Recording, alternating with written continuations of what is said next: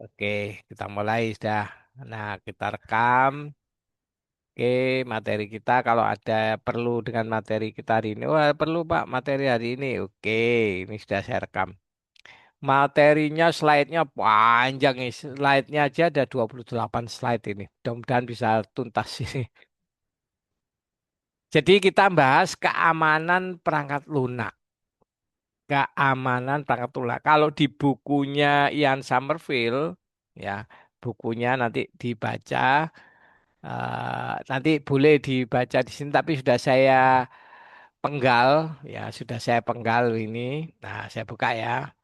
Nah, materinya adalah materi di bagian dua, itu keandalan dan keamanan. Dijadikan satu ada empat bab, ya bab 10, 11, sampai bab itu sebanyak 189 halaman. Bayangkan, jadi materi kita hari ini adalah melewatkan pembahasan sebanyak 190 halaman ya. Bisa tuntas apa enggak ini? Ya, saya kira anak-anak Gen Z punya kemampuan membaca yang lebih tinggi daripada yang gen sebelumnya. Jadi Anda Gen Z ini bersyukur bisa multitasking, bisa membaca dengan cepat itu. Itu keunggulannya anak. Kenapa? Bayangkan kalau satu hari kadang-kadang scroll atau baca media sosial dengan cepat gitu, cet, gitu, membuat video, mau edit video, itu kemampuan dari Gen Z sekarang ini gitu ya. Mikirnya juga cepat itu, multitasking, mikirnya bisa tiga pikiran itu jadikan satu kali jalan itu. Makanya kalau ngajar Gen Z bagus, makanya nilainya anak-anak Gen Z itu nilainya bisa A semua. Kenapa? Kadang-kadang loh bukan karena apa namanya dosennya murah, ya misalnya saya kasih murah gitu enggak. Tapi memang saya menilainya wah bagus-bagus gitu ya, melebihi ekspektasi. Saya bisa lihat dari hasil tugas yang saya berikan itu Anda bisa melampaui apa yang saya inginkan gitu. Padahal ini aja sudah cukup. Ternyata Anda melebihkan dari itu. Misalkan kemarin ada yang kontak saya, tidak tahu apa kelas ini atau mudah-mudahan kelas ini ya. Pak, pe- tugas yang kemarin sudah saya buat papernya dan saya submit di Sinta 5 dan diterima tinggal terbit saja. Loh, kaget ya. Loh. Padahal saya belum perintahkan buat paper untuk disubmit. Tapi dia sudah bikin paper untuk materi yang tersebut. Materi kemarin ada yang bagus, materi IMK. Tuh. Kalau apa? Kalau ada anaknya di sini ngomong ya. Eh ngirim kan paper Sinta 5, 6 ada yang gratis ya, banyak yang gratis. Makanya tugas kuliah sebetulnya itu mainnya di Sinta 5 dan 6 dan bagus sekali Anda bisa kirim. Terus ngomong, Pak, saya sudah dapat penerimaan dan tidak ada revisi, diterima untuk dipublikasikan. Oh, alhamdulillah. Jadi seperti itu yang saya inginkan itu loh. Itu mahasiswa sebenarnya. Kalau Anda di luar negeri ya mungkin yang model-model mahasiswa seperti itu gitu. Yang di Indonesia harusnya seperti itu gitu loh. Melampaui apa yang diberikan dosen gitu. Nah, itu Gen Z kamu itu gitu loh. Yang seperti itu generasimu itu harusnya seperti tapi kadang nggak muncul ya gitu nggak muncul karena kadang ada ketakutan ada merasa takut dipoyoi temannya atau merasa wow nggak apa nggak penting itu sudah yang begitu itu abaikan gerak untuk memotivasi diri untuk memperbaiki diri untuk mengangkat derajatnya di siapa yang mau naik itu kan Quran ngomong Al-Quran yang bisa memperbaiki ya kamu sendiri gitu loh. Ya kan ada ayatnya itu. Ya. Jadi ada ayatnya mengatakan bahwa kita bisa coba cari ayatnya. Ayo ayat apa itu? Anak Gensi tahu itu. Anak UIN ya terutama. Jadi tidak akan diperbaiki suatu kaum kalau kamu nggak mau perbaikinya itu berlaku bukan hanya kaum tapi perorangan juga gitu loh. Artinya kalau kamu ingin lebih baik nggak usah dengan yang lain-lain. Berarti kan kamu sendiri yang akan naik sendiri. Kamu memperbaiki. Oh, saya bikin paper. Pak, saya bingung paper, Pak. Tolong di apa diperiksa paper saya ini. Materinya menarik Bapak ini, maka saya buat paper. Oh, oh, loh, bagus sekali. Papernya saya kemudian saya benahi barangkali atau ada yang perlu ditambahkan, dikurangi dan sebagainya. Ya silakan submit. Ini ada Sinta kita bicarakan Sinta 5 atau 6 ya, yang gratis-gratis ya. Sinta 4 pun ada yang gratis kalau perlu gitu ya. Kalau artikelnya bagus kirim aja gitu loh. Kirim. Nah, itu yang saya inginkan itu, yang model gitu. Tapi kedeteknya cuma satu dari 200 mahasiswa yang saya ajar itu masih ketemu satu itu gitu loh. Yang saya inginkan ada 10, 20 atau 30 atau 200 semuanya begitu gitu loh. Wah, hebat sekali kalau ada seperti itu. Maka UIN lah yang sebenarnya itu. Artinya kita libas itu ITS, UB, libas. Nggak ada sudah kata apa ITB, ah kamu ITB, apa ITB, UIN juga bisa seperti kamu, lebih kamu, ITS oke saya bisa lewati kamu gitu ya. Jadi kalau kamu dulu nentang, ah mau saya diterima ITS akan bagus, bikin pembalasan aja gitu loh di UIN gitu loh. Walaupun tidak diterima di TB, di UITS, UGM, UI, udah saya libes saya pun bisa menyaingi mereka gitu. Saya kira saya dulu juga begitu. Saya dulu terima politeknik misalkan. Saya harus lebih baik daripada S1-nya gitu. Ya bisa melampaui itu. Walaupun saya diploma 3 waktu itu, tapi saya melampaui kemampuan dari S1 di pusat ITS-nya gitu istilahnya. Ya, nggak percaya coba aja ya. Karena kalau nggak gitu derajatnya nggak naik. Bagaimana yang santai-santai ya derajatnya biasa-biasa aja dalam kehidupan itu.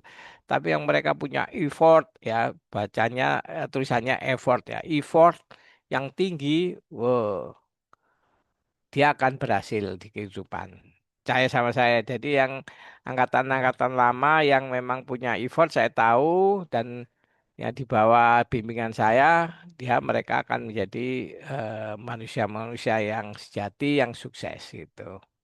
Oke, saya lanjut lagi ya. Ini panjang sekali ini sampai bab 4, 4 bab ya. 4 bab. Nah, apa itu? Sudah saya ringkas menjadi jadi di sini yang penting adalah ada namanya keandalan dan keamanan. Ada dua hal ya. Beda loh keamanan dan keandalan. Tapi saling dua ini saling apa namanya ya seperti saudara kembar gitu ya. Keandalan bahasa Inggrisnya reliability. Keandalan itu apa? Nanti ada definisinya. Keamanan itu apa? Nanti ada definisi. Tapi dibagi lagi, intinya dipecah lagi menjadi 5 dimensi nanti. Merupakan isu paling krusial dalam rekayasa perangkat lunak modern. Jadi ini yang paling penting ini. Ini luar biasa, jangan dianggap sepele gitu ya. Karena kalau kemampuan ini diabaikan, maka tidak akan ada perangkat lunak yang bagus ya pada satu sistem kritis namanya. Sistem kritis ada perangkat lunak yang sangat berbahaya. Ya, contohnya apa? Perangkat lunak pertahanan, perangkat lunak di kesehatan dan sebagainya itu adalah hal-hal yang memerlukan perhatian cukup. Gitu ya. Sistem perangkat lunak meresap hampir ke seluruh aspek kehidupan manusia mulai dari bisnis dan layanan publik. Jadi eh kita nggak hanya masalah bisnis, layanan publik, contoh misalkan ada aplikasi mobile JKN untuk BPJS itu. Walaupun belum powerful, tapi sudah mulai apa bagus lah pelayanan itu dengan adanya BPJS itu, sistem BPJS itu semuanya menjadi satu. Yang umum dengan nggak umum terpisah, tapi kalau yang BPJS menyatu itu. Jadi ya kalau Anda periksa, kalau saya ini lagi sakit di rumah sakit A, pindah ke rumah sakit B, data saya langsung dibaca di sana. Jadi dokternya tahu pernah apa dan rekod saya, rekam rekam medis saya itu mulai awal sampai akhir bisa dibaca oleh dokter. Jadi saya pernah sakit ini, misalkan ini dan seterusnya itu terlacak dengan baik. Walaupun masih belum apa namanya lebih teratur ya. Nah, itu Anda memperbaikinya. Kalau Anda membaca tentang e-health ya atau kesehatan online, electronic health ya bisa baca-baca paper-papernya yang saya berikan. Nah, nanti dilihat poin-poin mana. Kalau Anda bisa masuk, Anda boleh loh sebetulnya nanti S2 melanjutkan di MARS namanya. Manajemen Administrasi Rumah Sakit. Tapi bayarnya agak mahal. Jadi masuk atau ke SKM-nya. Loh, sarjana kesehatan masyarakat, Pak. Saya orang TI, Pak. Saya mau mau ambil jurusan MKes. Boleh ambil MKes. Nanti tahu Anda memperbaiki sistem yang ada di kesehatan. Gitu. Jadi nggak harus ke MKOM-nya ya. Bisa bidang lain, malah menurut saya ke bidang lain itu untuk mengembangkan jaringan pengetahuan Anda yang lebih luas gitu. Karena yang kalau Anda sudah belajar komputer, maka untuk belajar komputer yang lebih tinggi Anda sudah punya. Tapi begitu Anda belajar kesehatan, Anda nggak bisa, harus masuk ke bidang kesehatan. Kalau masuk ke layanan publik, Anda masuk magister publik. Magister bisa ada di UB masuk ke VIA, bukan ke ekonomi ya, beda lagi. Masuk ke VIA, Fakultas Ilmu Administratif. Di situ ada manajemen publik sama manajemen administrasi bisnis. Jadi nanti gelarnya MAB atau MP. Mana pilih. Jadi Eskom MP. Misalkan lagi Anda pingin tentang hukum, mau lanjut ke hukum, boleh ambil aja S2 hukum. Di mana? Kalau di negeri mungkin agak kesulitan ya, karena nanti tes ke swasta, misalkan ke Unmu Muhammadiyah Malang, misalkan ambil sarjana hukum loh. Ada apa? Anda nanti menjadi pengacara mungkin, tapi yang paham tentang IT. Nah, sekarang ini kan banyak kasus apa namanya di bidang hukum yang berkenaan dengan IT yang mereka hakim, jaksa nggak ngerti gitu ya, sehingga jadi kacau itu. Nah, kalau Anda masuk kemudian menjadi jaksa atau menjadi pengacaranya atau menjadi hakimnya misalkan begitu, menguasai bidang komputer. Ada itu mahasiswa UIN yang kerja yang diterima PNS di Mahkamah Agung. Ada yang diterima di Kejaksaan. Anak UIN, anak teknik informatika itu ada. Ya kawan-kawan kalau memang mau ya saya bisa hubungkan untuk mereka berbicara. Jadi layanan publik itu penting gitu loh ya. Kondisi ini menciptakan ketergantungan tinggi terhadap sistem digital. Ya, sudah nggak bisa lewati sekarang ini. Apapun bidang Anda, itu pasti masuk pada sistem digital atau sistem IT. Ya, nggak bisa tidak. Sudah tergantung penuh. Jadi Anda masuk ke dalam perkantoran, institut atau instansi apapun, pasti berhadapan dengan komputer. Mesti ada komputernya. Mesti ada softwarenya. Anda masuk ke Indomaret, Alfamart, retail aja sudah dihadapkan dengan komputer. Tidak mungkin tidak. Anda masuk ke rumah sakit, Anda minta ke di pajak, Anda masuk ke bidang retail, apa saja sudah ada komputer yang membantu mereka. Jadi kalau sudah seperti itu hati-hati, kegagalan sistem bukan lagi sekedar masalah teknik, melainkan persoalan sosial dan ekonomi yang lain. Jadi kalau sudah gitu kan semua bidang itu sudah dipengaruhi oleh perangkat lunak. Berarti kalau itu adalah suatu sistem dan itu kalau gagal, masalah sosialnya. Contoh misalkan di bank dihack, nasabah, data nasabah tersebar misalkan. Itu jadi persoalan sosial yang sangat serius gitu ya. Ekonominya juga menjadi sangat pengaruh gitu ya. Nah, lanjut. Nah, kepercayaan terhadap sistem menjadi prasyarat utama dalam penggunaan. Jadi harus percaya sistem ini. Kalau Anda misalkan ya dengan bank, Anda nggak percaya itu ada dosenmu sendiri, dosen TI itu nggak percaya pada bank. Yang pernah saya ceritakan mungkin di kamu atau yang di tempat lain, ada dosennya waktu-waktu itu tidak mau pakai kartu ATM. Alasannya takut dibobol ATM-nya. Sehingga kalau diambil uang itu harus ke teller bawa bukunya. Sekarang kalau ke teller kalau di bawah 10 juta enggak boleh. malah kena kena dan biaya. Ngambil 5 juta misalkan ada biayanya, ngambil uang berapa, jadi disarankan lewat ATM. Oke, akhirnya dia pakai ATM. Mau nggak mau, ya akhirnya dia tersesak. Waduh, pakai ATM, hati-hati dia. Wah, disimpan ATM-nya, hati-hati, memang betul harus hati-hati ya, ATM jangan sampai jatuh, karena ATM itu ada kode Visa, kemudian di belakang ada 3 nomor, itu Anda hapus saja 3 nomor digit, Anda hapus, kemudian simpan atau ingat-ingat. Ya, kalau Anda nggak bisa menjaga dompetnya secara baik gitu ya, kalau jatuh, ketemu dompetnya, habis duitnya.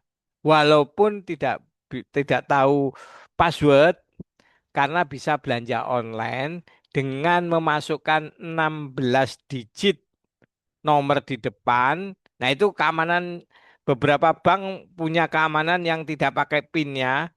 Jadi langsung masuk ke, jadi kita beli barang misalkan, atau daftar akun berbayar misalkan ChatGPT. Misalkan BTN, yang paling parah BTN ya. Daftar, kemudian disuruh memasukkan 3 digit terakhir dan tanggal. Makanya kalau pembelian di mana, di toko-toko yang pakai kartu gesek, kamu gesek, itu dihindari kalau memang tokonya itu meragukan. Ya, karena apa? Karena akan dicatat oleh oleh orang yang di situ tanggal berlakunya, kan. Kalau online itu, kalau beli online itu ditanya 16 digit, 12 atau 16 itu ya di depan, kemudian eh, tahun dan bulan expirednya kapan, kemudian 3 digit yang di belakang ATM. Itu kalau ketahuan, habis duitmu untuk belanja. Ya, coba aja kalau nggak percaya, coba kamu, saya pinjam ATM-mu, nanti tak habisin. Hati-hati, hati-hati. Ya, terutama yang Bank BTN. Kalau BRI mungkin masih ditanya tentang password, ada notifikasi ke HP kita. Jadi ya pakai pengamanan 2 faktor ke HP kamu untuk ditanya PIN-nya. Kalau PIN-nya sudah verifikasi dari HP juga bisa bisa sama masukan. Nah, itu akhirnya eh, terverifikasi, akhirnya tervalidasi dan masuk sistem, terbayar nggak apa-apa. Tapi kalau ada yang enggak, BTN itu tidak pakai seperti itu. BTN itu paling parah keamanannya dan beberapa kali jebol keamanannya itu ya. Hati-hati, hati-hati. Ke sistem harus tersedia ketika dibutuhkan. Iya, gitu ya. Nggak mungkin kita gini, nanti saya catat, nanti enggak. Kadang catatan di kertas bisa hilang, atau kita nggak butuh masalah hilang, tapi data itu segera mau dihitung. Misalkan, nih, misal di retail, misalkan di Indomaret atau Alfamart, misalkan komputernya mati, kemudian dicatat gitu ya. Itu mempengaruhi karena apa? Karena datanya segera diakumulasi. Jadi butuh apa, barang apa, misalkan Supermi habis, itu oleh pusat itu sudah dibelanjakan sekian Supermi untuk didistribusikan. Ya, Indomie di sini habis dan sebagainya. Kalau datanya nggak masuk, mereka belanja kurang sehingga mengganggu stabilitas supply chain-nya, supply chain manajemennya ke retail-retailnya itu. Itu penting sekali. Sekarang nggak bisa, misalkan kamu tiba mau nilpun, tiba-tiba wifi-nya mati misalkan. Ya, bingung, nggak bisa, passwordnya diganti misalkan, paling gampang Anda wifi, aduh, wifi-nya passwordnya diganti, ya apa ini, saya mau mau posting segera ini, apa namanya, tugasnya, kalau enggak saya ditutup, sampai saya nggak bisa ngumpulkan. Nah, sekarang sudah saya bisa memblokir tugas pakai Google Drive, foldernya saya tutup, nggak bisa masuk, Anda nggak bisa ngirim ya, sesuai jam. Atau saya buat otomatis, bisa saya membuat otomatis untuk menutupnya itu pada jam sekian sekian, nutup, sudah nggak bisa ngapa-ngapain ya. Nah, dan seterusnya. Sistem juga harus mampu memberikan kinerja yang sesuai dengan ekspektasi dan tidak menimbulkan efek samping. Ya, jadi juga harus memberikan kinerja yang sesuai. Jadi kalau aplikasi itu ya punya punya fitur-fitur yang sangat handal gitu ya, yang Aku mau pingin begini, pingin begitu katanya Doraemon ya. Itu ada loh, ada ternyata. Saya pingin begini, oh ternyata kita explore di softwarenya ternyata ada. Saya pingin gini, oh ada gitu loh ya. Yang penting itu, jadi artinya kamu sebagai pengembang itu sudah menyiapkan opsi-opsi seperti itu. Selain itu, sistem wajib memiliki kemampuan pemulihan cepat ketika terjadi kegagalan atau serangan cyber. Hati-hati nih. Ini yang paling lambat kadang-kadang. Kalau kita misalkan bikin web yang sekarang ini lagi rame nih, sampai sekarang masih ada terus itu gencar yaitu apa? eh, kita di device. Kalau kita misalkan punya website yang keamanannya kurang, misalnya kita nggak pakai HTTPS ya, HTTP aja, ataupun kita nggak punya pengamanan, ya SSL, SSL-nya gimana, ditembus oleh virus slot gacor, slot judi slot itu akan menyerang itu dan menggantikan website kita itu sampai sekarang masih berkelana itu. Jadi software itu terus-menerus melakukan invasi ya, penyerbuan ke beberapa yang dianggap ada web yang longgar, dia akan serbu akan mengdivis itu. Dan itu sudah robot itu ya, sudah robotnya sudah luar biasa, hati-hati kali. Nah, bagaimana kalau sudah terjadi gitu harus cepat sekali. Oh, ada gagal berarti. Oh, kalau gitu rupanya harus proksinya harus ditambal atau kita pakai pakai proksi tambahan dan sebagainya. Ya, seterusnya itu. Oke, konsep ketergantungan atau dependability ya atau ketergantungan digunakan sebagai kerangka untuk memahami apa itu ada lima. Lima itu apa ya? Kita lihat. Jadi ada kesediaan, ketersediaan, keandalan, keselamatan, keamanan, dan jadi ada 5 poin yang kita bahas nih ya. Apa itu? Nah ini yaitu availability, ketersediaan, reliability, keandalan, safety, keamanan, kemudian kenyamanan, security, dan ketahanannya. Nah, ini satu hal yang penting ada 5 bagian ya. Ini semuanya saling berkaitan. Apa itu ketersediaan ya? Apa itu kita lihat ya kelima dimensi itu kalau di KBBI, nah, di Kamus Besar Bahasa Indonesia itu ada istilah yang perlu dipahami. Ketersediaan, hal yang tersedia, keadaan dan nanti baca sendiri ya. Keandalan itu apa? Itu sudah ada penjelasannya. Keselamatan itu apa gitu ya. Keamanan bagaimana, ketahanan apa ini nanti dilihat di KBBI ya. Diklik ini kembali ke tingkat sendiri. Nah, tidak saling saling berinteraksi dan saling memengaruhi gitu ya.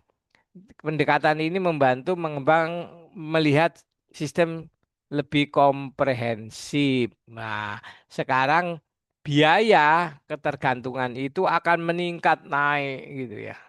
Semakin tergantung terhadap keamanan, terhadap itu makin tinggi biayanya. Biayanya makin melejit, eksponensial seperti ini. Ya, jadi kalau apa namanya ketergantungannya, jadi misalkan keamanannya nggak diabaikan, ketersediaan diabaikan, macam itu rendah dia, ya biayanya rendah. Tapi kalau tinggi tinggi dia, tapi bukan linear lurus gitu, garis lurus gini, linear bukan, tapi dia gini cenderung gini, makin lama makin wet, butuh biaya sangat besar. Nah, itu ya perlu diklik kalau anak. Keandalan sistem sering memiliki nilai yang lebih tinggi dibanding kelemahan fitur yang ditawarkan. Jadi andal itu apa andal itu? Andal itu bisa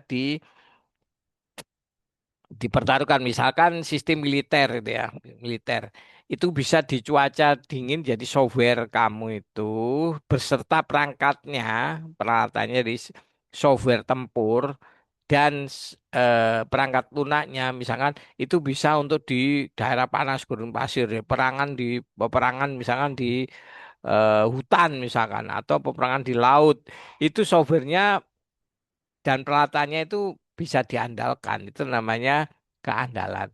Sistem yang sering mengalami gangguan akan kehilangan kepercayaan. Oh iya, jelas. Begitu sering gangguan ditinggal. Kamu bikin software bolak-balik kena serang virus, bolak-balik kena gini. Ah, sudah ganti yang software yang lain yang lebih bagus. Misalnya.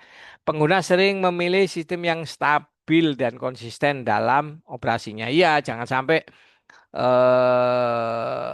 apa yang nggak stabil ya. Biasanya memang ada misalkan versi stabilnya itu disebutkan di situ ada versi stabil, ada versi yang belum stabil jangan dipakai. Begitu dia ngomong stabil baru digunakan. Hal ini bahwa kualitas operasional lebih penting dari kuantitas fitur. Jadi kalau dijalankan bagus ya sudah kuantitas fiturnya menyusul nanti belakangan. Fitur-fitur yang kalau fitur yang ini aja lah cukup lah misalkan. Walaupun banyak fitur tapi fiturnya ternyata banyak bugnya atau banyak hole-nya. Hole itu apa?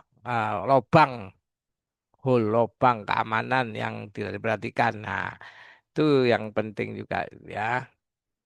Dampak kegagalan sistem tidak dapat dianggap remeh. Jangan menganggap remeh. Kegagalan dapat menyebabkan kerugian finansial yang besar bagi organisasi. Lihat ini kerugiannya. Jadi kalau tertentu ya juga sama. Makin banyak error, semakin tinggi biayanya. Karena sudah saling berjalan hati-hati gitu ya. Jadi dapat mengerugikan finansial yang besar bagi organisasi. Selain itu, kegagalan juga dapat mengakibatkan hilangnya data yang bernilai tinggi. Hati-hati. Data, data Anda harus punya 3 prinsip 3B. Oh, untuk pribadi juga iya. Apa prinsip 3B? Backup, backup, backup. Jadi kalau di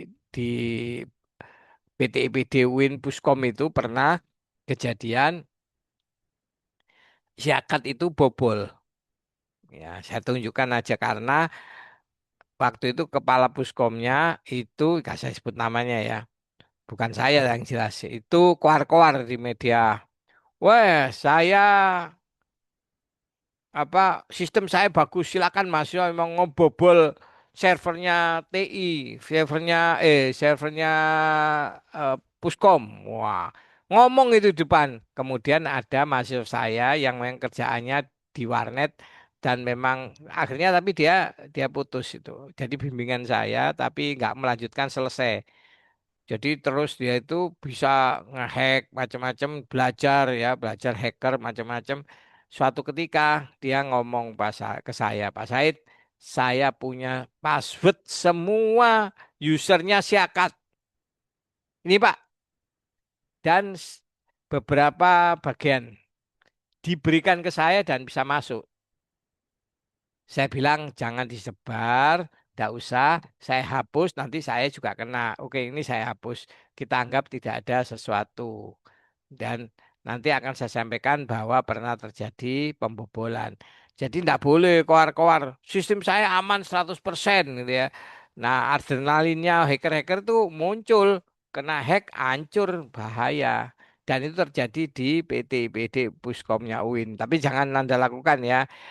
Biasanya anak-anak itu ngumpul ya, em, komunitas ETH 0 itu dulu diperkasai oleh Hari, mahasiswa kita namanya Hairi, kemudian sama satunya lagi siapa itu kerja di Kalimantan, itu kerjaannya menghack. Jadi menghack situs-situs yang dibawa PT KIN. Ya, itu kerjaannya mereka itu. Kerjaannya di lab sistem informasi mereka kumpul, Pak, saya berhasil hack Win, misalkan Win Cirebon, di device gitu ya. Tapi diberi peringatan bahwa keamanan Anda harus di, diperbaiki. Tapi dia nggak menghapus, cuma device sederhana diganti dengan dia bahwa ini telah dihack oleh hacker Muslim. Padahal mereka dan itu ngomong ke saya gitu dan ditunjukkan gitu dengan sangat senang ngambil guyu cekik cekik gitu kalau mereka sudah pernah menghack. Bayangkan itu, bayangkan.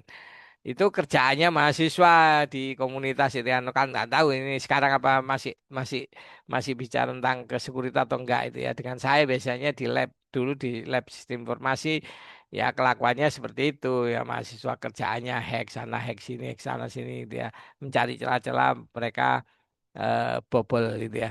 Dapat konteks tertentu kali ini bukan bahkan mengancam keselamatan manusia. Hati-hati jangan ya. Kalau situsnya situs-situs penting, situs kemanusiaan Anda hack ya janganlah. Misalkan kalau Anda punya kemampuan hack yang bagus, jangan menghack.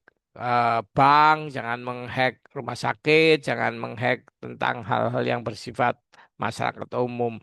Kalau bisnis ya ya terserah Anda ya. Tapi itu sebenarnya manifesto hacker adalah tidak begitu. Hacker adalah memberitahu hacker yang baik, makanya ada komunitas hacker Muslim. Coba Anda bisa bergabung di Facebook. Hacker Muslim itu seperti apa? Nah, kok ada hacker muslim berarti ada hacker yang tidak muslim. Oh, banyak sekali hacker-hacker yang memang butuh. Apalagi kemarin dimasuki random apa namanya ya, ransomware kok ransomware di Bank Syariah Indonesia terkunci itu. Jadi database-nya terkunci. Untungnya mereka punya backup, tapi ya nggak tahu backupnya sampai tanggal berapa untuk dipulihkan gitu ya. Jadi mereka minta dikunci database-nya nggak bisa dimasuki karena passwordnya database mereka yang diganti. Jadi kalau Anda bisa masuk ke database, itu biasanya bisa ada teknik jumping ke database. Jadi Anda masuknya ke sistem itu melalui MySQL atau database yang security-nya lobang.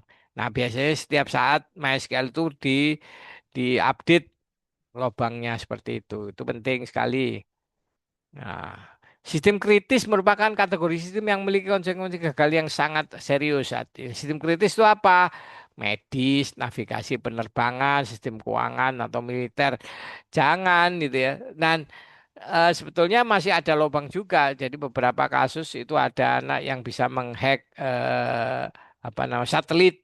Posisi satelit diubah bisa karena dia bisa masuk ke sistem itu. Dan itu bukan omong kosong, itu memang ada betulan itu ya. Nah, kalau sudah gitu penerbangan misalkan dihack kacau nanti jangan sampai ya. Hati-hati. Teman saya kerja di American Airlines itu ya di bagian memang memang di sistemnya dia katanya dia bisa menurunkan atau menaikkan penumpang dengan mudah. Jadi ada orang nggak dia senangi mau terbang dibatalin penerbangan. Jadi begitu manifestonya dia masuk, loh rekan Bapak nggak ada. Memang dia memang bukan security tapi memang dia punya kemampuan. Nah, kalau itu kemampuan itu bisa Anda bobol, Anda seenaknya aja bisa orang ini nggak bisa terbang gitu bisa ya. Atau nick ini tidak akan pernah bisa kalau misalkan Anda menyerang sistem informasi kereta api sekarang itu bisa. Jadi saya misalkan nama saya Anda hack supaya tidak bisa beli tiket kereta api selama 3 tahun gitu ya misalkan di situ bisa ada sistem itu. Anda masukkan, saya begitu beli tiket gagal, begitu tiket gagal, begitu tiket gagal. Karena apa? Saya disanksi. Itu bisa dimasukin seperti itu. Ah, bahaya sudah ya. Sistem semacam ini harus dirancang dengan tingkat keandalan yang sangat tinggi ya. Pengembang sistem kritis juga membutuhkan biaya proses yang jauh lebih kompleks ya. Biayanya juga lebih mahal lagi. Ada banyak hal kalau Anda lihat di bab itu ada bagian-bagian krusial yang penting mulai dari login saja itu sudah security-nya bertingkat. Nah, dia pakai security SSL berapa, kemudian dia enkripsinya seperti apa. Jadi kalau Anda bikin sistem login, gak hanya if login sama dengan database dan passwordnya sama, maka program jalan.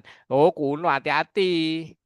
Kalau Anda lihat artikel apa namanya aplikasi-aplikasi yang besar, misalnya kayak Moodle, kayak WordPress, kayak yang lain-lain itu kelihatan kalau dienkripsi begitu masuk login.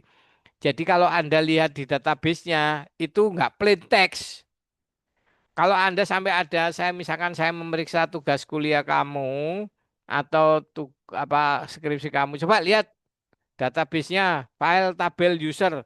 Ternyata Anda nyimpen nama user dan nama passwordnya plain text. Jadi ketok, langsung ditontok ketok, nggak dienkripsi. Wis gak lulus ngunai, wis aku gak kakek ngomong udah. Jadi kalau seandainya Anda bikin user nggak dienkripsi, tabelnya plain text, jadi menyimpan menyimpan nama dan apa namanya dan passwordnya itu plain text ya plain text plain itu datar teks teks ya bentuknya langsung teks jadi bisa dibaca langsung Itu tugas kuliah anak semester satu. Tapi kalau Anda sudah semester berapa sampai seperti itu, nggak lulus wis kuliah mana semester situ lagi gitu ya. Hati-hati. Hati-hati kalau sempat saya periksa, hati-hati ya. Kalau nanti entah skripsi, entah apa saya periksa, kalau usernya modelnya seperti itu, nggak lulus pokoknya. Wis, temenan. Soalnya kan nanti kalau gitu diterapkan nanti di luar, oh anak lulusan UIN Malang siapa dosen ini? Dosen software engineeringnya siapa ini? RPL-nya. Oh Pak Sahid. Oh Pak Sahid itu siapa? Gak tahu ngandani. Oh, nama saya jelek, nama kampus UIN-nya jelek ya. Jadi saya nggak mau seperti itu. Kegagalan sih dapat berasal dari berbagai sumber yang berbeda. Perangkat keras dapat mengalami kerusakan akibat usia. Loh, perangkat keras bisa pakai usia memang. Jadi kondisi lingkungan misalkan di lingkungan yang ekstrim misalkan di suhu yang tinggi bisa rusak perangkat kerasnya. Kalau otomatis perangkatnya rusak, softwarenya ngikut gitu ya. Perangkat lunak dapat mengandung kesalahan dalam spesifikasi dan implementasi tadi. Jadi spesifikasinya harus jelas. Spesifikasinya adalah untuk perangkat keras yang seperti yang tahan di cuaca apapun misalkan. Pengguna manusia juga dapat melakukan kesalahan operasional. Nah, kadang-kadang kesalahan ketik dia itu bisa memicu kegagalan. Misalkan memasukkan tanggal mestinya ya.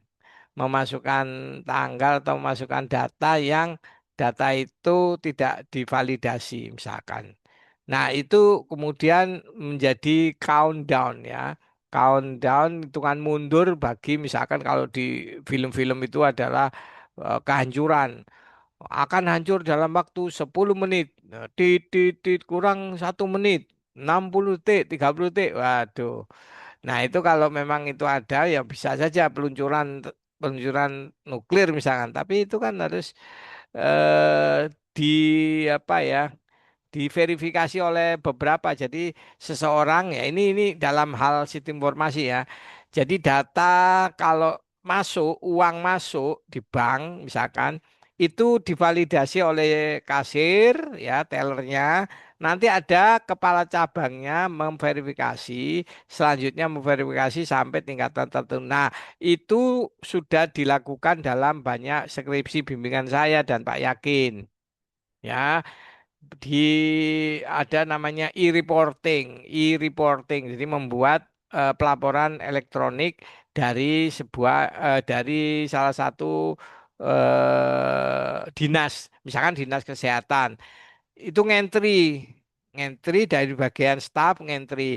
Nah, masuk data itu tidak langsung otomatis menjadi data tetap. Itu harus diverifikasi oleh atasannya. Atasannya ya nanti di bagiannya ada sub sub apa ya kabak belum sampai kabak atas di bawahnya kabak. Kemudian Kabak memverifikasi sampai ke Dinas, sampai ke Menteri validasi berarti valid. Misalkan jumlah penyakit yang penderita penyakit campak di daerah Surabaya adalah 10.000 orang misalkan ya, 10 anak, misalnya 10.000 anak itu sudah tervalidasi dari bawah siapa aja yang memasukkan. Nah, kalau langsung dari bawahan langsung dianggap adalah suatu data tunggal resmi di tingkat pusat. Nanti yang pusat yang disalahkan, tapi kan salahnya berjenjang gitu ya, salah berjenjang. Oh, berarti salah yang di bawah dimarahin, yang di bawahnya dimarahin lagi, dimarahin. Nah, begitu. Itu contoh salah satu contoh kesalahan apa namanya operasional ya. Hati-hati. Harus dibuat sistem sistem juga bukan hanya two faktor atau dua dua F ya security-nya, tapi juga validasi terhadap data itu berjenjang. Pikirkan, kalau membuat aplikasi tidak selalu dari operator. Naik ke atasnya itu juga perlu validasi di atas. Jadi yang memvalidasi berapa? Oh ini maka resmi. Berarti kesalahan itu kolektif. Jadi enak. Kalau seperti itu tidak ada yang ditunjuk. Salahnya operator, salahnya lu enggak, salahnya atasan, salahnya. Jadi salahnya salah orang banyak. Itu perlu Anda pikirkan ya. Itu kan sudah di skripsi sudah di makanya nggak ada skripsi lagi. Sebenarnya saya senang sekali ada skripsi yang membuat e-reporting dan itu berjamaah buatnya. Bayangkan skripsinya itu ada sampai 600 tabel. Dalam satu database itu tabelnya saja itu ada 600 kemudian dikurangi jadi 400. Nah, 400 ini digotong 4 orang masing-masing 100 tabel. Nah, bayangkan, jadi bikin aplikasi satu orang itu tabelnya ada 100. Kalau kolektif semuanya ada 400 tabel. Dan itu kompleks sekali ya, skripnya tebel-tebel gitu ya. Kalau di print panjang itu skripnya itu. Tapi tidak tahu sekarang lebih mementingkan metode daripada ke kompleksitas masalah. Saya sebenarnya nggak setuju sih. Sebetulnya setuju membuat sistem anak mampu membuat sistem informasi yang handal itu perlu. Tidak penting metode. Metode itu hanya sebentar, hanya tipuan aja. Banyak yang pintar nipu sebetulnya. Mahasiswa saya tahu banyak tipuan-tipuan Anda yang nipu-nipu ini padahal ya ya begitulah. Makanya saya kadang-kadang nggak suka skripsi yang seperti itu. Saya lebih suka skripsi yang berbau field research lapangan. Jadi ngambil data di lapangan sebenarnya itu kalau bimbingan saya rata-rata banyak mengambil data di lapangan. Sistem juga melibatkan manusia proses organisasi ya, ada prosesnya dan lingkungan sosialnya seperti itu juga diperhatikan nanti dampaknya seperti apa. Makanya di dalam skripsi itu ada manfaat teoretis dan manfaat praktis. Jadi manfaatnya ada dua. Jangan hanya satu. Kalau dosen-dosen ada yang cuman masuk teoritis saja. Saya nggak setuju skripsi atau membuat paper itu ada implikasinya apa, gitu, dampaknya bagaimana itu perlu. Dengan demikian keandalan sistem dipengaruhi oleh keseluruhan ekosistem tersebut. Ya nanti di ini di apa di ayat ya. Ada namanya sistem sosioteknik. Nah, ini hati-hati ada sosioteknik artinya sebelum di masyarakat itu dari mulai paling rendah ya peralatannya, equipmentnya, kemudian ada sistem operasinya. Jadi ini kalau misalnya laptop, sistem operasinya Windows atau Mac atau apa, kemudian bagaimana komunikasi datanya pakai WiFi, pakai apa, data management, pakai MySQL dan seterusnya, baru ke aplikasi sistem baru ke fitur-fiturnya apa dan itu diberlakukan di organisasi apa kemudian itu berlaku ke masyarakat ini software engineering kalau kalau sama dengan ini juga ya namanya sistem engineering atau software engineering yang di bagian sini ini kerjaannya tapi mulai sistem mulai dari bawah mulai perangkat kerasnya bagaimana sistem operasinya bagaimana sampai ke masyarakat. Ini namanya sosio technical stack tingkatan-tingkatan ini perlu diperhatikan. Semuanya saling terkait itu ya. Jadi bukan hanya masalah aplikasi sistem, tapi OS-nya kayak apa gitu ya. Dan seterusnya. Oke, sistem tidak hanya terdiri dari perangkat lunak dan perangkat keras. Ya, ada melibatkan manusia, ada pelatihan, ada lain-lain ya. Dengan demikian kanalisasi dipengaruhi oleh keseluruhan sistem itu penting ya ini tersusun di beberapa lapisan oh, balik nanti ya. Nah, ada sistem operasi, ada macam-macam, ada regulasi sosial. Nah, kita ngomong regulasi sosial. Sekarang ada aturan resmi oleh pemerintah namanya PP Tunas Muda apa itu? Kamu cari ya nanti namanya PP Tunas Muda yaitu ada larangan anak-anak sekolah di bawah usia 16 tahun menggunakan sosial media tertentu, misalkan TikTok, Facebook, itu tidak boleh anak sekolah. Jadi anak sekolah tidak punya akun, berarti sistemmu harus ada sistem yang menolak ya gimana caranya kalau kamu membuat media sosial itu dikhususkan untuk dewasa. Itu beberapa negara sudah memberlakukan termasuk Indonesia terlambat dan implementasinya masih salah kaprah sampai sekarang. Akhirnya ya tetap aja anak-anak di bawah usia itu ya bisa main TikTok, ya main apa, posting, ada di YouTube dan sebagainya. Sebenarnya sudah ada batasan tapi dilanggar dengan menambahkan karena tidak ada kontrol sosial dari orang tua atau masyarakat. Itu harusnya tindakan yang penting hukum berjalan. Kalau memang ada hukuman bahwa orang tua akan dihukum begitu tahu anaknya menggunakan media sosial yang di bawah umur, orang tuanya dihukum. Nah, dikasih contoh itu. Nah, itu bisa jadi penting sekali. Setiap lapisan memiliki kontribusi terhadap fungsi sistem. Oke. Kompleksitas ini menuntut pendekatan desain yang terlihat. Jadi memang desainnya nggak hanya melibatkan satu orang, jadi pakar hukum juga bisa dilibatkan, ya, dan seterusnya. Pendekatan sistem sosioteknik tadi ini ya, sosioteknik ini menawarkan perspektif yang lebih luas dalam memahami sistem. Sistem tidak hanya terdiri dari perangkat lunak dan perangkat keras. Sistem harus melibatkan manusia dipengaruhi oleh, oh ya lanjut lagi. Muter ini tadi salah ya. Nah ini ada perangkat lunak macam-macam dan seterusnya. Nah ini interaksi antara lapisan dalam sistem dapat menimbulkan tadi yang stack tadi ada interaksinya ya. Jadi antara hardware dengan OS itu harus apa, OS dengan ini harus apa, ini dan organisasi dengan masyarakat apa. Perubahan satu lapisan dapat bertambah pada lapisan lain. Jadi kalau ada perubahan di hardware, maka berubah semuanya. Kalau ada perbaikan di sistem operasi, ya berubah semua gitu ya. Misalnya perubahan regulasi, regulasi saja, aturan itu bisa mengubah sistem aplikasi. Tadi sebutkan saya tadi, misalkan aturannya adalah bahwa media sosial tertentu tidak boleh, misalkan ada lagi yang kasus kemarin adalah secara ekonomi ya, bahwa TikTok itu tidak boleh menjual. Tuh, jadi TikTok punya sendiri waktu itu. Tidak boleh, harus bekerja sama dengan aplikasi lain. Maka dia bekerja sama dengan Tokopedia. Nah, makanya kalau Anda belanja TikTok, nggak ada TikTok Shop, nggak ada. TikToknya langsung masuk ke aplikasi lain yaitu Tokopedia. Nah, transaksinya di Tokopedia itu baru dibolehkan. Karena kalau enggak, nah ini ada persoalan. Kenapa? Kalau TikTok Shop-nya diambil alih oleh TikTok Shop sana, maka yang kaya raya adalah TikTok uh, di apa Cina.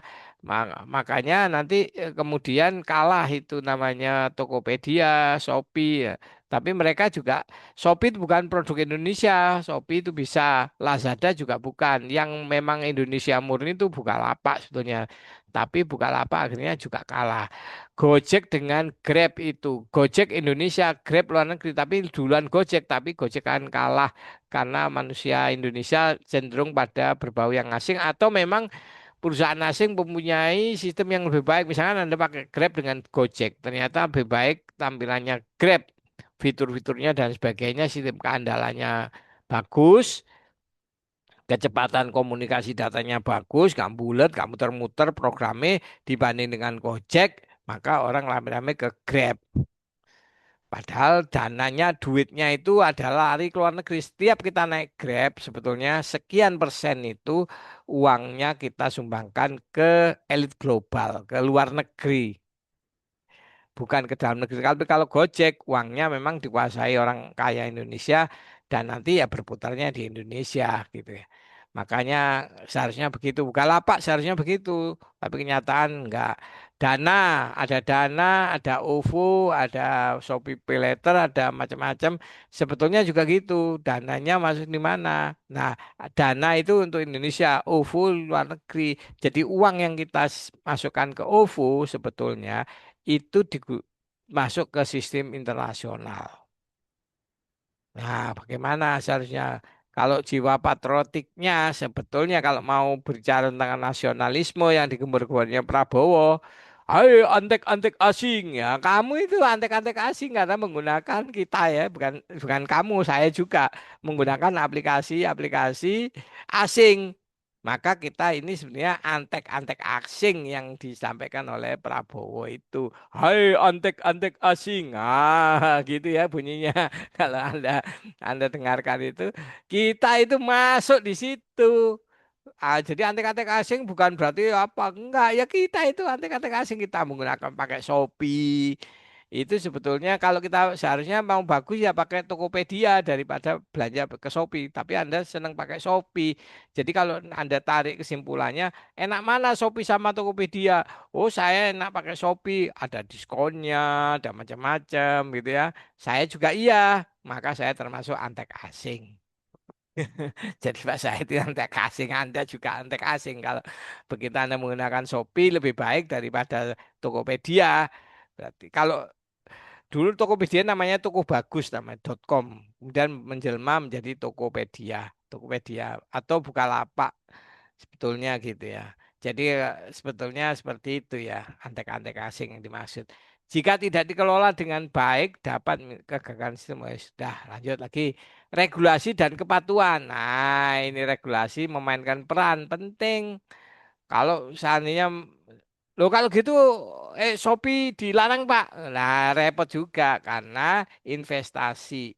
Kalau Anda belajar ekonomi, nilai investasi itu penting ya. Jangan sampai kita menolak. Misalkan McD di Indonesia enggak boleh, KFC enggak boleh. Apa itu? Yahudi macam-macam kita larang misalkan gitu ya. Oh, nggak bisa karena apa?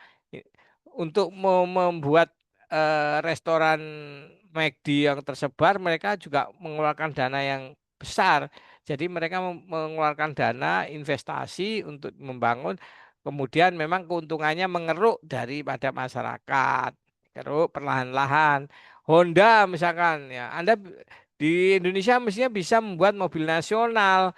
Tapi kalau kita membuat apa namanya mobil nasional sendiri, mobil lain nggak pakai. Nah, suatu saat yang kita kan nggak kalau ada sesuatu nggak dapat bantuan dari luar negeri, baik bantuan bantuan teknologi, bantuan beasiswa, bantuan apapun terhadap makanya ada Honda, makanya banyak mahasiswa Indonesia diberi beasiswa untuk sekolah studi di luar negeri. Dari mana? Dari uang kita sendiri sebetulnya itu duitnya kita. Raih itu kalau ada beasiswa ke luar negeri, Anda pun misalnya ke Belanda, ke Jerman, nah, duit kita itu yang itu bayar itu, bukan duitnya mereka. Karena mereka ngirim barang, yang barang kita beli keuntungannya masuk ke kantong mereka gitu. Jadi harus Anda jeli memikirkan bahwa itu, oh saya dibantu oleh pemerintah Jepang, Bill Gates ya, saya bilang gitu. Itu duitnya kita itu. Bagaimana kendaraan Honda itu sekian banyak di Indonesia, barang-barang elektronik itu berapa harganya dari nah, mereka membuat motor, sepeda motor Honda itu bahannya dari kita.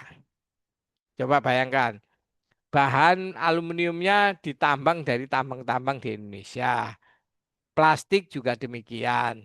Listrik batu bara dari kita dibangun dengan teknologi mereka. Mereka hanya memainkan teknologi perangkat lunaknya atau kepandaiannya itu kemudian jadi sepeda motor Honda dijual untungnya itu Indonesia hanya dikasih mungkin hanya cuma 20-30%, untungnya 70% mas mana masuk ke negara Jepang. Makanya di Jepang gratis makan, gratis sekolah, gratis macam-macamnya di sana dibiayai oleh Indonesia yang miskin ini.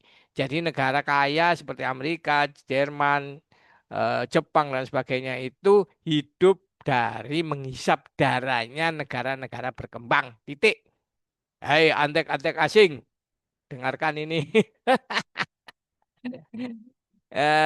Jadi kacau, kacau, kacau. Pemerintah menurut standar untuk memastikan keamanan dan keselamatan produk teknologi. Oke, nggak saya ini bahwa organisasi wajib mematuhi standar jadi wajib. Kalau ke rumah sakit ada standar kesehatan untuk software, ada ISO. Kalau ISO itu memang internasional ya. Dipatuhi standar itu. Kalau enggak sistem ditolak. Ini programnya sudah standarnya ISO SNI apa enggak? Kalau enggak standar SNI tolak, tolak bisa. Proses ini memastikan bahwa sistem tidak membahayakan pengguna maupun lingkungan. Nah, perhatikan juga lingkungan, bukan hanya pengguna ya. Makanya saya kasih highlight merah. Proses sertifikasi sistem, oh perlu nanti Anda saya kemarin kan saya jelaskan ada sertifikasi ahli penguji perangkat lunak. Jadi kalau Anda nanti lulus ambil sertifikasi itu ya wajib hukumnya mahasiswa. Tapi Anda misalkan ngambil yang lain bidang lain ekonomi boleh. Tapi ya sementara UIN Malang UIN Malang hanya punya sekarang di UIN Malang hanya ada satu bukan prodinya ya UIN Malang dengan skema asisten penguji perangkat lunak ya. dokumen ini digunakan untuk bahwa sistem memenuhi standar. Oke, jadi harus ada dokumen. Kalau nggak ada dokumennya, nah, jadi kalau bikin perangkat lunak harus ada dokumennya. Jadi ada manualnya lah. Ya, biasanya ini diabaikan, sering diabaikan.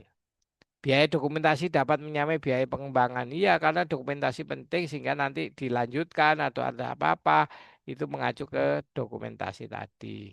Dan nggak mudah cara membuatnya, ya belajarlah bagaimana membuat dokumentasi banyak banyak materi-materi di buku-buku software ini tentang dokumentasi perangkat lunak. Anda pelajari sendiri ya.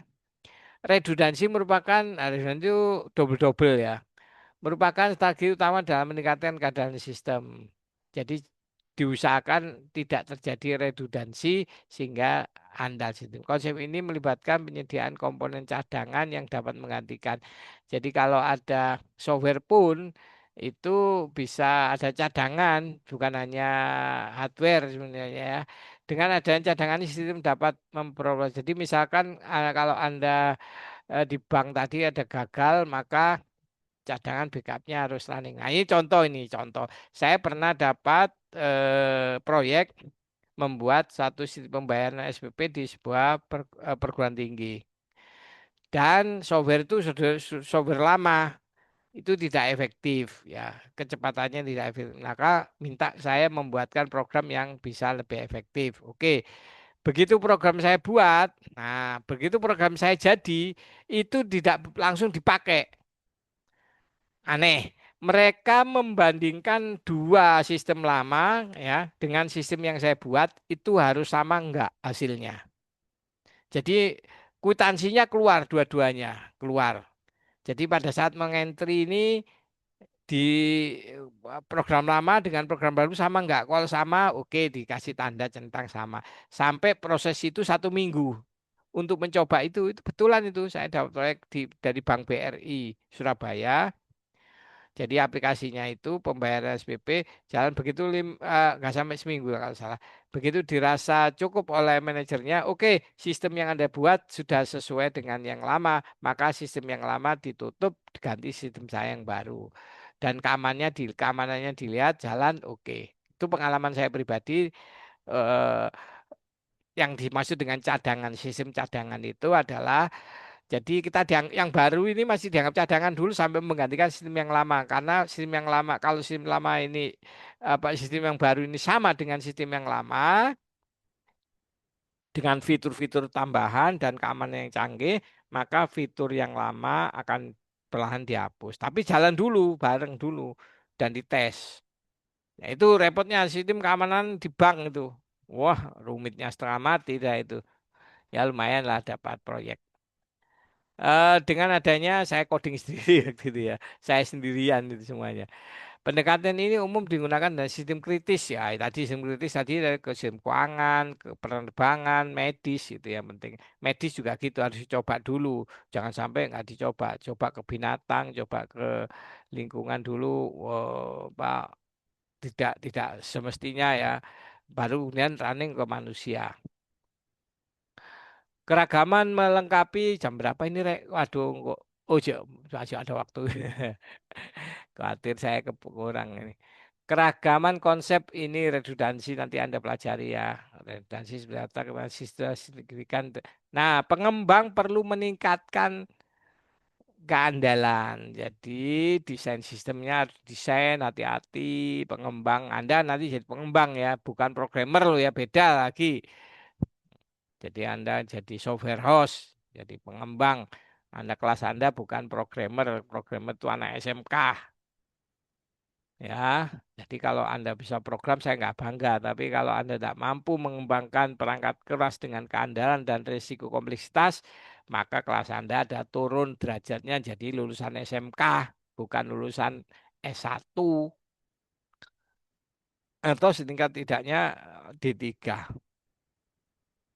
Hati-hati ya, prinsipnya seperti itu. Proses pengembangan perangkat lunak Anda harus punya struktur yang jelas. Banyak artikel, nanti saya kasih artikel-artikel di ini saya ambilkan nanti saya sebutkan ya. Harus nanti ada. pengukuran metrik segala macam dikembangkan ya. Saya ambilkan jurnal-jurnal tahun 2025 sama 2026 untuk Anda baca. Itu ada nanti di materi kita ini bahannya Anda saya share ya. Proses tersebut harus terdokumentasi dengan baik. Gimana cara dokumentasinya? Baca di eh, bahkan ada saya punya inisiatif untuk menjadikan materi kita ini skripsi. Loh, skripsinya kayak apa, Pak? Gitu. Ada banyak. Nanti ada satu contoh artikel seperti ini. Berarti skripsi bisa-bisa gitu ya. Tapi ambil posisi yang lain. Nanti kita lihat ya. Hal ini penting untuk memastikan konsisten dalam hasil setiap proyek. Proses yang baik juga memudahkan audit dan evaluasi kualitas. Jadi audit dan evaluasi kualitas ini sebetulnya juga jadi skripsi. Ini poin kata kuncinya. Proses yang baik juga memudahkan audit dan evaluasi kualitas. Ada kata-kata audit dan evaluasi kualitas. Perangkat lunak. Ini nanti jadikan poin untuk penelitian skripsi. Bisa ketemu sama saya, Pak, saya mau ngambil. Nanti enggak ada codingnya. Loh, nggak ada codingnya gimana, Pak? Nanti ketemu dosen yang ada codingnya. Nanti saya yang hadapi dosen seperti itu. Jadi tidak semua skripsinya TI itu coding, tapi bagaimana menciptakan sistem, konsep ya yang baru yang dapat mengaudit itu itu sudah jadi skripsi. Jadi nggak harus, tapi ada metodenya pasti nanti ada, tapi tidak harus coding nanti. Jadi nggak melulu coding gitu ya. Software engineering ini nggak melulu coding ya, nggak melulu codingnya, tapi juga mengerti ilmu coding. Cuman nggak codingnya itu yang ditekankan. Software engineering adalah tidak membuat software melalui melalui. Jadi jangan salah. Materi software engineering Anda pikir saya mengajarkan teknik-teknik coding di sini. Tidak, tapi yang di luar itu. Itu loh ya, ya seperti yang saya sampaikan ini. Kalau urusan coding ya urusan coding di mata kuliah lain ya dosennya lain ya. Atau saya juga misalkan disuruh suruh ngajar coding ya bisa, tapi nggak saya nggak mau karena yang materi ini harus banyak menempuh pengalaman proyek dan dosen Anda ada beberapa dosen yang tidak punya pengalaman lapangan. Insya Allah saya punya pengalaman lapangan untuk itu, gitu ya. Jadi mereka secara teoritis saja, nggak secara praktek nggak tahu gitu ya. Nggak pernah dapat proyek dari bank, nggak pernah ngatasi kesulitan eh, apa namanya masalah keamanan. Kalau saya dulu sempat membuat satu keamanan ada proxy sekarang sudah dibeli perangkatnya. Jadi saya bekerja sama dengan vendor hardware namanya apa namanya dulu lupa saya itu untuk menanggulangi serangan-serangan virus dan itu handal sekali. Jadi mereka punya hardware sekaligus softwarenya untuk menangkal virus, menangkal serangan-serangan itu untuk dipasang di eh, apa di Puskom. Nah, mereka sudah pasang itu dan enak sekali. Caranya enak dan itu sudah saya jalani barusan aja mereka menerima tawaran itu untuk pembelian itu. Tapi kerjasama itu sudah saya bangun sejak tahun 2009. Baru diimplementasikan tahun 2025. Lama sekali. Lama sekali ya. Ya nggak ada apa salah. Tapi enggak, saya memberikan jalan untuk itu. Ah, dosenmu nggak ono, ngono loh. Dosenmu ya cuma Pak Said, alhamdulillah gitu ya. Dosenmu sing tahu dari kepala puskon pun nggak ngerti masalah itu. Itu yang saya buat sistem keandalannya menjadi bagian penting dari Puskom. Ya, dari sekarang PT IPD. Aktivitas dalam proses pengembangan mencakup berbagai tahapan penting. Tahapan itu ya analisis kebutuhan macam-macam ya sudah saya lewati ini. Metode ada namanya metode formal. Di dalam software engineering ada metode formal, matematis. Opo iku aku dewe Pak saya dewe nyerah wis. Ya, kalau Anda kuat matematikanya, silakan mempelajari metode formal ini. Tapi kalau nggak kuat, ya lewati. Tapi kalau memang mau, ya, jadi dihitung itu software begini apa macam nanti ada paper-papernya itu. Untuk ini metode formal. Kalau Anda, saya kira agensi dengan kuat mampu mempelajarinya ya. Nanti kalau saya nggak secepat itu ya kan belajar perlahan ya. Nanti kita lihat pendekatan ini mungkin analisis yang lebih mendalam. Oh itu kesalahan dapat deteksi lebih awal, kemudian kualitasnya juga akan meningkat. Meskipun memiliki keunggulan, metode formal belum banyak digunakan. Jadi nanti jadi kalau Anda gunakan ini jadi penelitian skripsi juga boleh bahwa metode formal dalam keamanan komputer itu belum banyak. Itu ada paper-papernya yang meneliti tentang hal ini. Nanti ada metriknya, ada matrik pengukurannya, ya benchmark-nya ada. Salah satu alasan utamanya adalah kompleksitas dan kebutuhan keahlian khusus. Selain itu manfaat ekonomis dari sulit diukur. Wis soro-soro ngitung macam-macam gak dibayar kadang-kadang. Alah ngono ae kok. Padahal ngitung kan nggak butuh duit ya seperti kasusnya Amsal si Tepu gitu ya. Oh, ide gak dikasih upah. Mereka ide adalah 1 juta. Ide kan di otak, otak kan nggak bisa dihitung, nggak usah dibayar. Repot, repot jaksa kan seperti itu. Jaksanya terdeteksi punya banyak kekayaan di luar mereka nggak mungkin jaksa nggak kerja apa-apa duit akeh. Oh, memang senengannya korupsi ya repot itu. Hal ini membuat banyak organisasi ragu untuk mengadopsi. Jadi viral itu yang di Sumatera itu Amsal si Tepu yang membuat video profil desa dengan anggaran 30 juta itu sudah wajar. Bikin segitu itu sudah wajar. Tapi mereka, oh enggak ini enggak perlu ini konsep ide itu enggak masuk dalam hitungan. Ini harusnya nol. Wah, nol dibayar UTE kerja kayak opo sekolah tuh soro-soro. Ya, sewa alat boleh dihitung. Nah, ngitung ide itu nggak iso ngitung. Memang nggak bisa dihitung, tapi bisa dikuantitatifkan kita. Oh, ide itu direganilah 1 juta. Oh, ini diregani 1 juta. Gitu kan bisa gitu loh, kemampuan itu gitu.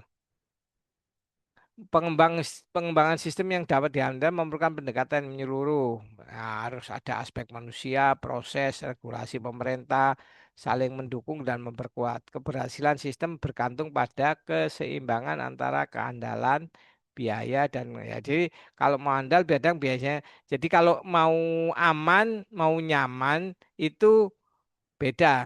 Nyaman kalau mau nyaman, amannya tinggi gitu loh. Dan kalau amannya tinggi, biayanya mahal. Gampangannya adalah misalkan satpamnya ditambah. Kalau mau aman itu, misalkan satu gedung satpamnya dikasih 1. Ya nggak bisa, misalnya dikasih 10. Kemudian ada CCTV setiap lantai. Walaupun ada security-nya, berarti kan lebih handal lagi, ada biaya kompleks. Butuh apa? Butuh sensor. Misalkan ada IoT kalau ada orang bergerak dan segala macam, misalkan itu bahkan hantu pun terdeteksi misalkan. Dan seterusnya itu perlu ya. Nah, semakin kompleks, jadi gak hanya satu satpam butuh lagi CCTV dan seterusnya. CCTV pun nggak butuh 1, butuh 10, butuh berapa, dan seterusnya. Di samping CCTV, setiap ruangan ada kuncinya. Kuncinya yang elektronik yang mahal, misalkan gak hanya kunci biasa, manual bisa dibanderek. Kemudian, oh sekarang pakai sistem kunci. Jadi duitnya tambah banyak untuk keamanan satu gedung bertingkat. Ada satpam, ada kunci, ada CCTV, dan itu dibahas 24 jam per 7, 24/7 artinya nggak pernah berhenti misalkan. Satpamnya nggak boleh libur, maka biayanya besar, makin kompleks gitu ya. Sama halnya komputer. Nah ini ada soal, ya kalau diklik ini kebaca soalnya ini. Nah ke soalnya ada 10 tapi nanti Anda pilih 5, terserah mau yang mana. Mau yang ini, oh saya senang membahas ini karena menarik ini, apa namanya tugasnya ini menarik ya. Sebagai contoh-contoh, misalkan sebuah platform e-commerce besar mengalami gangguan saat periode promosi besar. Server mengalami overload, transaksi gagal diproses, dan beberapa data pesanan hilang. Perusahaan mengalami kerugian finansial dan reputasi. Analisis menunjukkan bahwa kegagalan tidak hanya berasal dari kapasitas server, tapi juga kesalahan konfigurasi perangkat lunak, kurangnya pelatihan staf, tidak ada sistem cadangan memadai. Rancanglah strategi mitigasi kegagalan yang komprehensif. Oh, senang Anda sudah Anda coba nih bikin sih. Oh, harus begini, harus begitu terserah Anda lah ya apa. Minta minta bantuan AI ya silakan. Pendekatan harus mencakup aspek perangkat keras, perangkat lunak, dan manusia terintegrasi. Jadi perangkat kerasnya harus bagaimana, perangkat lunaknya harus bagaimana, manusianya juga harus bagaimana, fitur-fitur di perangkat lunaknya itu harus diketahui manusia dan sebagainya. Ini bagus-bagus ini contoh. Lain lagi ada soal lagi sebuah regulasi baru tentang perlindungan data memaksa perusahaan untuk mengubah sistem informasi perusahaan ini ya, mencakup proses ini baca nanti terus pilih lima. Lima, anda kerjakan mana yang disuka. Nanti saya tahu kalau Anda suka di bagian apa. Ini ada soal nomor satu. Ini rumah sakit. Oh, sistem kritis nih. Analisis tersebut menggunakan pendekatan sosioteknik. Tadi sudah saya jelaskan kan, sosioteknik itu apa? Bertingkat. Mulai dari hardware, OS, sampai pada regulasi pemerintah tentang kesehatan itu apa. Jadi identifikasi tiga sumber kegagalan. Nah, kegagalan di rumah sakit itu kenapa kira-kira? Ini ada tiga hal. Tapi dibahas di sistem sosioteknik di bagian apanya misalkan. Terserah setiap orang mungkin bisa mempunyai jawaban yang berbeda. Walaupun nomor satu nanti mungkin bisa jawaban mereka berbeda-beda. Nah, terserah. Ini menarik sekali untuk Anda kerjakan. Nah, oke, ini kembali ke posisi mana ini? Eh, oke. Nah, sini dipilih Mas soal folder diletakkan di situ. Nah, sekarang saya mau memberitahu ini jam berapa ya? 9 kita sampai jam 10 ya, 10 lebih 30-an lah. Masih masih ada 30 menitan lah untuk kita diskusi lagi. Memang saya percepat tadi ya. Ini nanti silakan dibaca. Ini ada filenya. Yang tadi ada tugas, file tugas. Kemudian ada saya membuat sebuah paper. Nah, ini contoh penelitian ya. Ini bisa Anda baca nanti paper ini. Ini yang tadi slide-nya tadi, kemudian bagian dua tadi itu eh, empat bab tadi dari buku Ian Sommerville. Kemudian, nah di sini ada artikel apa saja yang kita bahas. Ini ada artikel nih. Artikel sudah saya downloadkan filenya, open source open access ya bukan open source open access jadi file-filenya open access bisa dibaca Abdul Razak Journal of Humanities and Applied Science nggak ada doinya saya cari nggak ada tapi nggak apa-apa saya ngambilnya ini dari mana nah saya kasih tahu pakai lens pakai lens nah ini ya pakai Anda menggunakan apa namanya website Lens. Ya, saya sudah katakan kapan hari login, kemudian pilih scholarly work di sini, kemudian ketik ketik software and security. Nah, diketik software security atau kemarin software testing ya, sekarang software security. Nah, ketik aja gini security ya, bahasa Inggris. Kemudian lakukan pencarian. Nah, dia akan mencari semua artikel, nah diverifikasi dulu ini. Verifikasi sebentar. Jadi silakan pakai lens.org, jangan pakai hanya pakai Google ya, karena lebih lengkap ini. Aduh, kok lama ini. Oh masih jalan nih.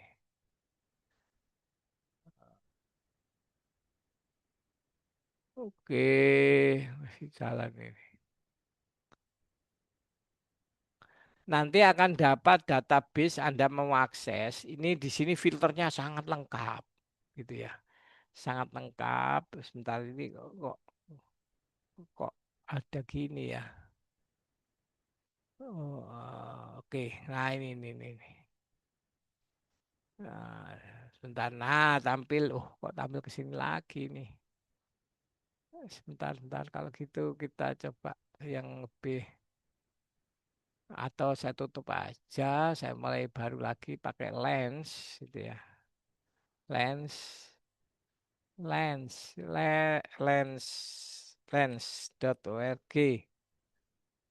Lens kok. Lens. LENSORG. Nah, nggak keliru. Nah, saya login pakai akun saya sudah. Kemudian masuk, bukan jangan ke paten ya. Diketik software security. Dah, search. Mudah-mudahan jalan dia. Nah, verifikasinya enggak. Ayo. Nah, kok verifikasi tampil kok lambat ya. Masuk ke Cloudflare biasanya dia. Lambat. Itu ya, nanti Anda sampai saya ya, tunggu. Saya sudah memperoleh apa ini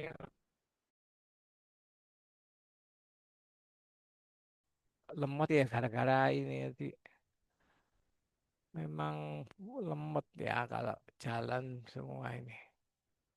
Nah ini papernya sudah saya download. Nah ini nanti silakan dibuka. Ada yang paling yang mana ya? Kita buka semua aja ini supaya kamu. Kita buka semua. Saya sudah pilih ya, pilih beberapa artikel yang kita bahas sebetulnya untuk Anda pelajari. Atau meningkat ke maunya skripsi Pak tentang masalah software security mau skrip mau mau mau skripsi yang berbeda. Skripsinya anak S1 yang sebenarnya bukan S1 rasa SMK yang coding atau anak D3. Ya kalau kata Pak Toto ini D3 ini aduh lambat gini Rek. Laptop saya melambat ini. Laptop saya melambat karena ya merekam juga di apa Zoom, AI-nya juga jalan, jadi lambat begini. Nanti Anda bisa baca, aduh kok lambat sekali nih. Come on.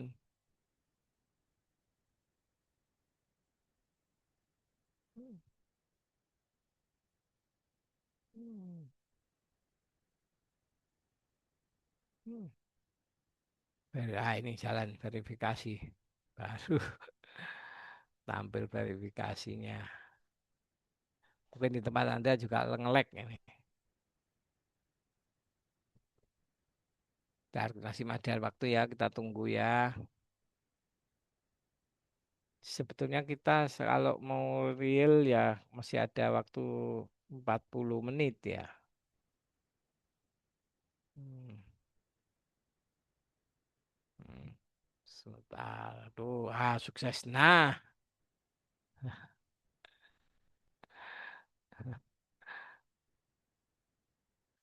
eh,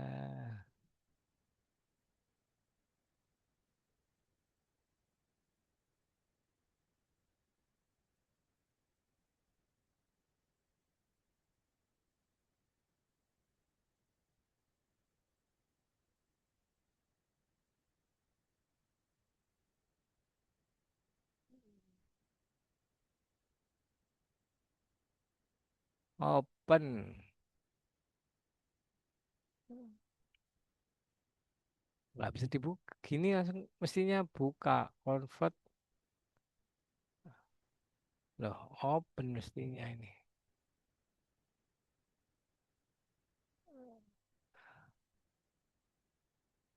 Klik.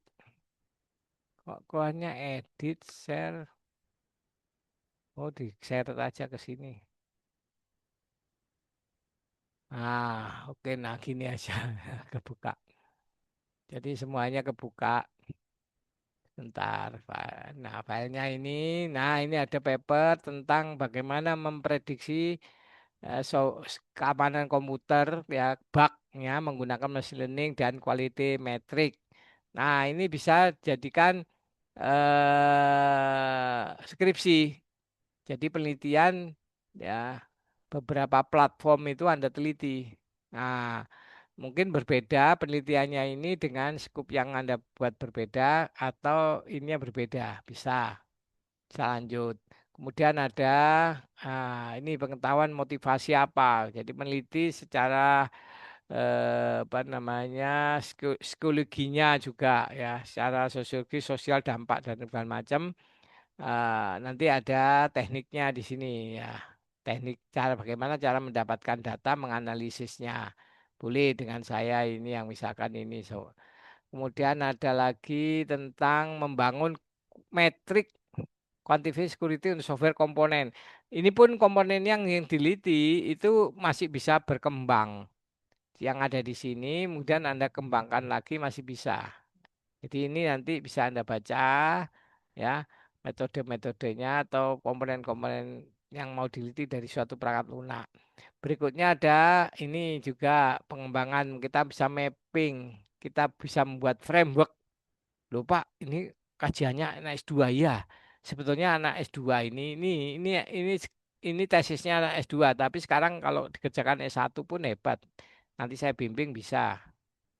Nah, kemudian ada yang dari Arab ini, dari Arab tapi bagus sekali bagaimana ini dia menggunakan metrik juga ya untuk software yang pakai agile development method. Jadi ada metode agile ya di dalam sistem engineering itu kemudian dibuat metriknya. Nah, ini bisa diimplementasikan sebetulnya.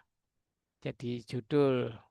Kemudian strategi for integrating ya bagaimana cara strategi mengintegrasikan keamanannya pada software pada siklus hidup software. Jadi ada SLC itu ditanamkan model itu nanti bisa dibaca ini ada extreme programming, ada OP dan macam-macam. Nanti bisa dibahas juga kalau mau. Kemudian ini juga ada paper bagaimana role and importance of software are in information security. Role, aturan-aturan penting di dalam informasi security.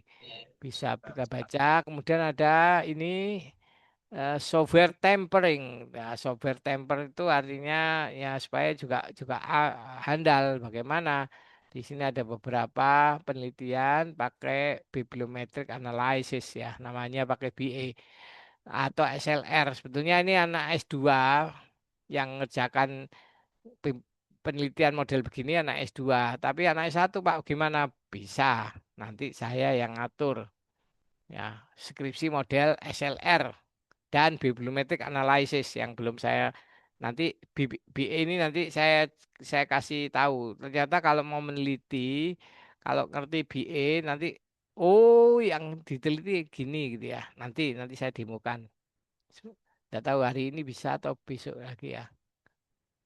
Nah, kemudian ada ini juga jaminan kualitas, jaminan software security, aturan untuk ngetes ngetes software itu kayak apa. Ini ada juga poin-poinnya yang bisa dibaca sebetulnya. Bagus. Kemudian ada lagi software security analysis. Nanti ke depan ini seperti apa? Nah, ini yang model-model paper gini yang nanti bisa dibuat ide untuk skripsi sebetulnya. Nah, di sini ada jelas mau ngambil yang mananya kamu. Ini sudah diidentifikasi oleh penulis paper ini, kemudian kamu mengembangkan ya masing-masing. Nah, sehingga nanti menjadi temuan-temuan baru. Mana ini sudah, oh ini lagi. Lanjut, sini ada ini sudah tadi, ini sudah. Nah, sudah ini ya. Ini. Mana ini? Nah, deteksi, ya ini di API tertentu itu ada beberapa masalah ya yang security-nya perlu dibahas dan Anda bisa mencari API tertentu yang Anda bahas security-nya, Anda ukur security dari API tadi gitu ya. Nah, oh ini menarik kalau Anda lanjutkan gitu ya. Nah, ini juga ada studi software security. Nah, ini ya sama ini tambahan aja sebetulnya. Hmm, mana ya? Aduh, yang ini kali ya. Ada yang unik Indonesia. Oh, oh, mana ini ya kok nggak bisa digeser sih. Saya tutup aja. Nah, ini ada ini tadi ya. Oh, sebentar saya tutup aja lah.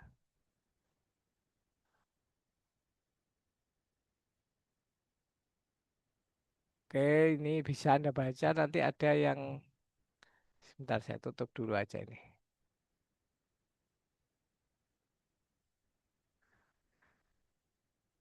Ada yang bawah. Sebentar saya. Nah, ini yang ini ya, yang bawah ini. Coba ya.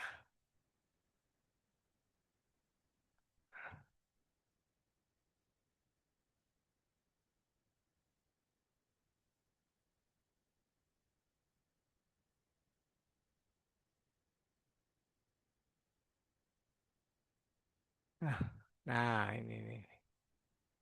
Ini secara praktis bisa, tapi ini secara sosial ya nanti dibahas yang bukan bukan yang mana yang, yang ini bukan. Ini bangun metriknya. Ini oh ini lucu ini misalnya ini. Jadi ada sistem informasi manajemen keamanan di sebuah kampung di daerah Tangerang Selatan, kemudian diteliti untuk keamanannya seperti apa. Jadi sistem informasi keamanan, tapi benar-benar aman nggak benar-benar mengamankan lingkungan tidak gitu loh. Jadi ada SIM atau MIS ya yang dia ada CCTV-nya, ada macam-macam gitu ya. Tapi seberapa aman dengan adanya sistem ini di daerah itu diteliti, bayangkan.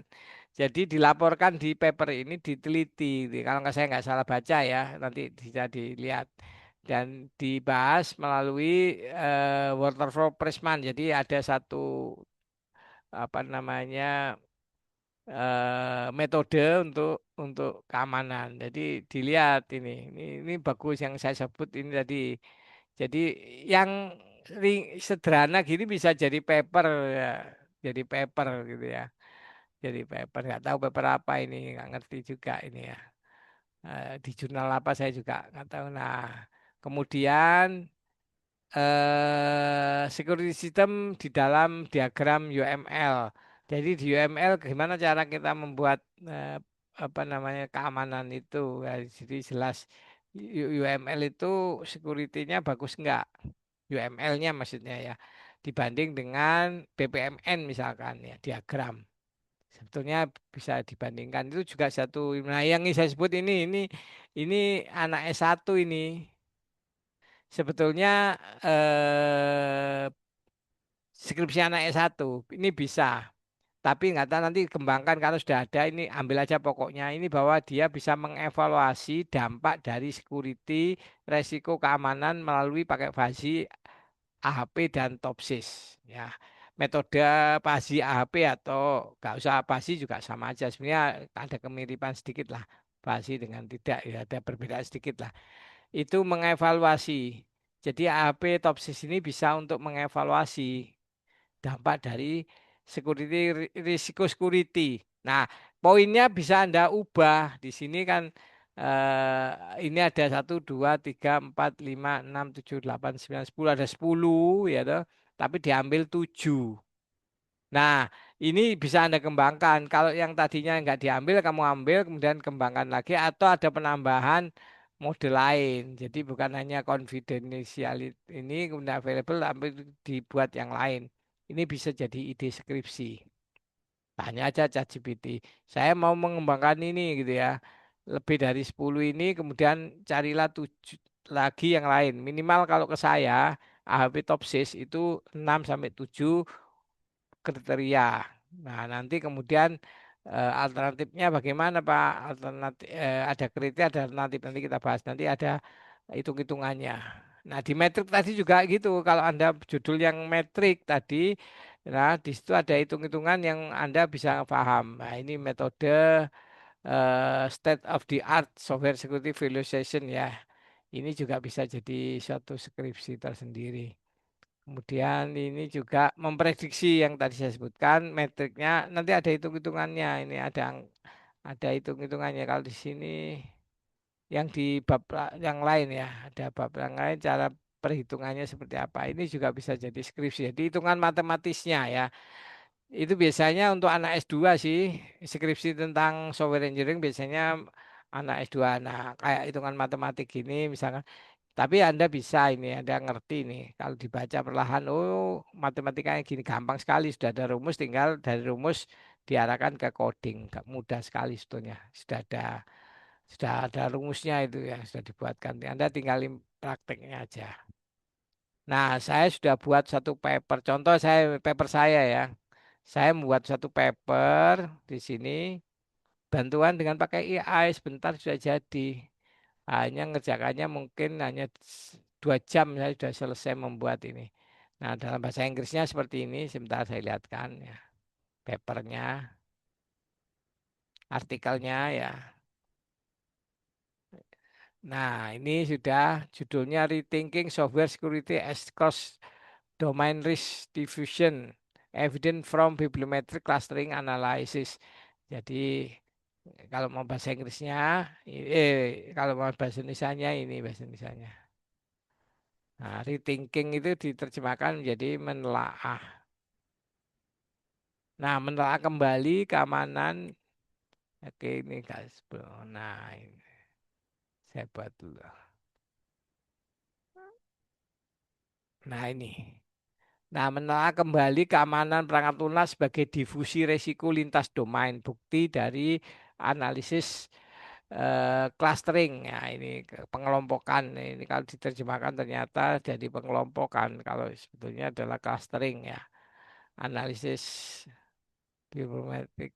Nah, gini ya, clustering. Aku balik-kebalik ya. Analisis biometrik clustering. Nah, di sini ada jelas ya ah, poin-poinnya dan ini dikerjakan hanya sejam aja sudah selesai jadi satu artikel ya. Jadi Anda sebetulnya kalau saya tugasin membuat ini nanti bisa minggu depan saya kasih spill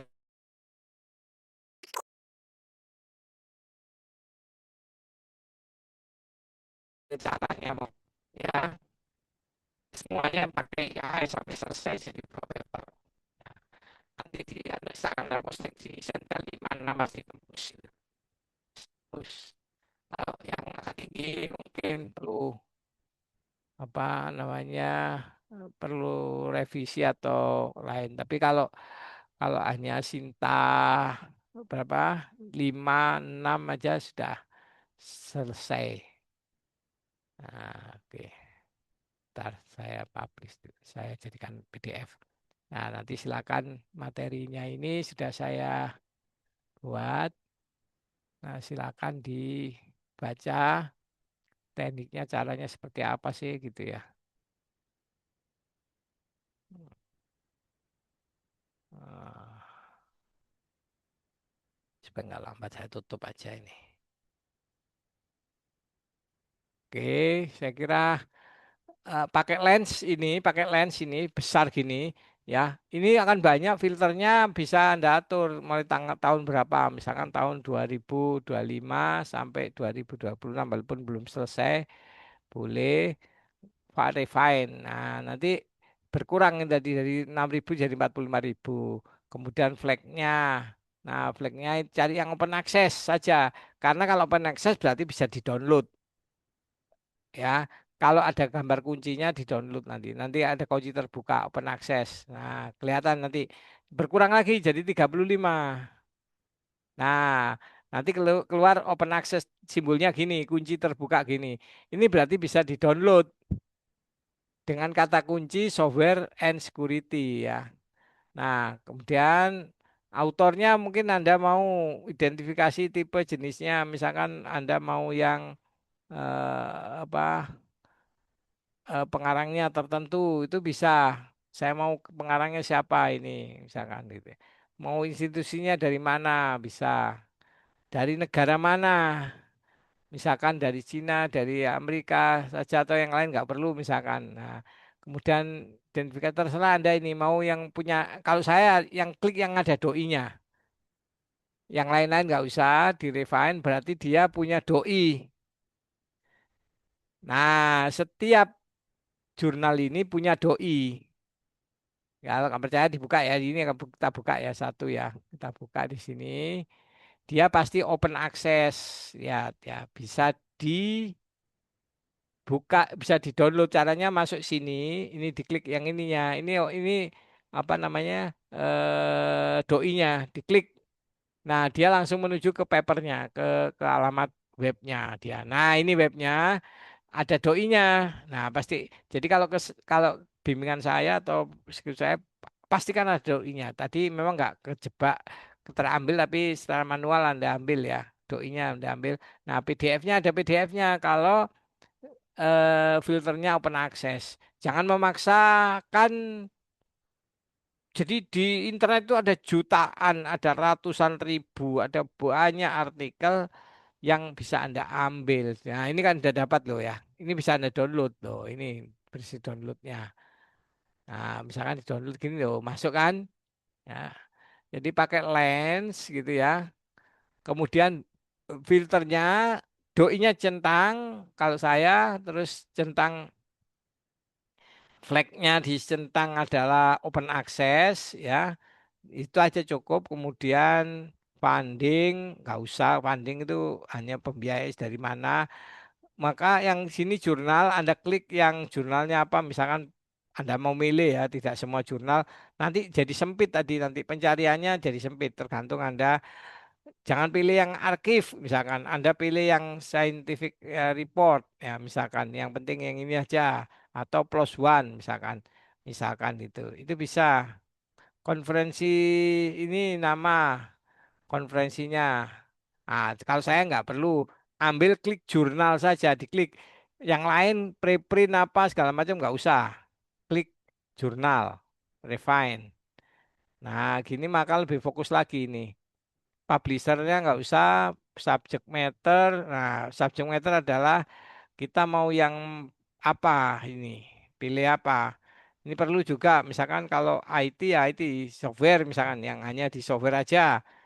Ya, misalkan ya, atau di multidisiplin atau general ini misalkan kalau di software aja berarti tampil ini tentang software aja ada 1.500 lebih kecil lagi nanti lebih mengerucut open access-nya mau yang warna apa ya ada hybrid yang makin yang bagus yang gold ya gold itu yang paling diharapkan pakai yang gold aja berarti yang kualitasnya bagus open access tapi yang kualitas dan nah kita sudah dapat lebih kecil cuman 499.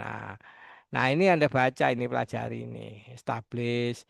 Jadi kalau Anda mau skripsi cari kodenya apa, terus dicari paper-papernya. Nah, kalau sudah dapat papernya baru dibaca, dibahas papernya dicemplungin kemana ke ChatGPT. Contoh ini. Jadi ChatGPT, saya ngomong ke ChatGPT. Nah, contohnya ini. Nah, contohnya ini ya misalkan ini saya cemplungin gini nanti jadi ini. Ini contoh prom-promnya tapi belum saya berikan ya. Kita lihat ya. Nah, ya dicemplungin ini.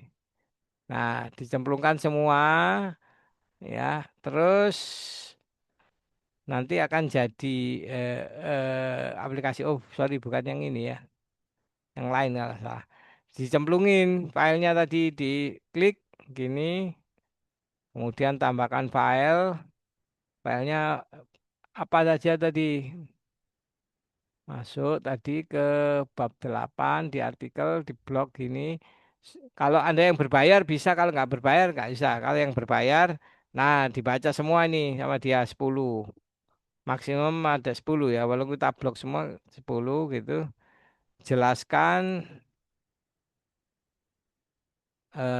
gap penelitian yang dapat diambil dari paper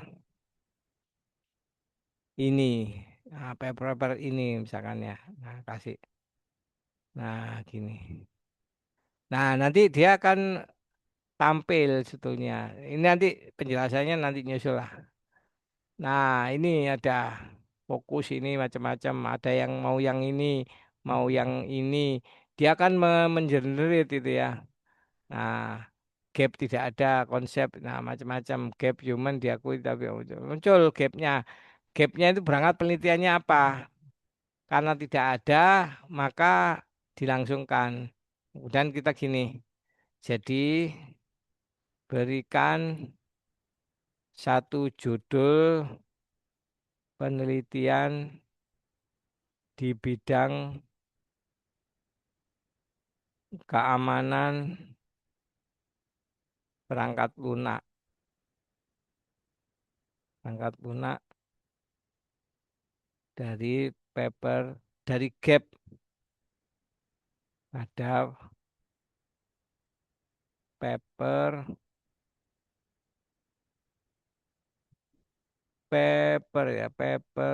paper ini. Nah, nah dia akan kasih judul satu judul. Judulnya ini cross domain list ya, macam-macam ini atau ranking gini. Nah, hasilnya langsung dimintakan buat introductionnya sudah jadi proposal nanti jadi proposal nanti. Nah, buat apa introductionnya muncul dia bla bla bla bla bla, kesini. Nah, in bahasa. Karena bahasa Indonesia dia minta gini aja nanti dia akan jadi bahasa Indonesia. Oke, sebentar. Oke, dia nulis terus ya si bawah ini. Nah, oke. Bahasa Indonesia. Nah, sudah ada pendahuluannya nanti. Nah, pendahuluan. Nah, muncul dia. Nah, sama citasinya langsung. Nah, dia muncul ini. Nah, rumusan masalahnya apa? Rumusan masalahnya. Nah, misalkan gini aja sudah keluar loh. Nggak perlu tanya-tanya rumusan masalah. Nah, rumusan langsung gini muncul dia. Nah, ada 4, nanti dipilih satu aja. Nah, nah ini ringkes dia ngomong lebih ringkas untuk jurnalisme satu. Bagaimana keamanan penggunaan termanifestasi sebagai fenomena lintas domain dan bagaimana difusi resiko tersebut dapat dijelaskan melalui integrasi bla bla bla. Nah, sudah jadi penelitian. Jadi file tadi masukkan kalau Anda mau skripsi langganan aja. Kalau mau yang gratis ya silakan, tapi kalau saya nggak rugi lah keluar uang 75.000 atau Anda pakai yang akun berbayar koyokan yang rame-rame silakan. Yang penting bisa baca banyak file.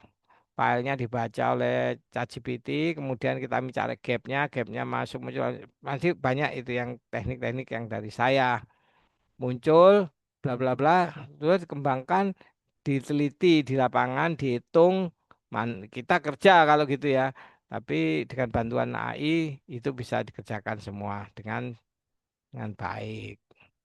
Saya kira cukuplah itu dulu. Sebentar ini saya supaya nggak lupa. Biasanya lupa nggak memberikan apa namanya materinya ke Anda. Pak belum dikasih materi materinya Pak. Oh iya, ini semua saya zip ya. Saya zip. Eh, sorry. Sorry, sorry. Saya zip. Saya jadikan RAR. Pertemuan ke-8. Nah, oke, masuk ke sini dia. Pertemuan ke-8 mana tadi? Nah, pertemuan ke-8 ini saya kopikan ke Anda, diekstrak sendiri ya.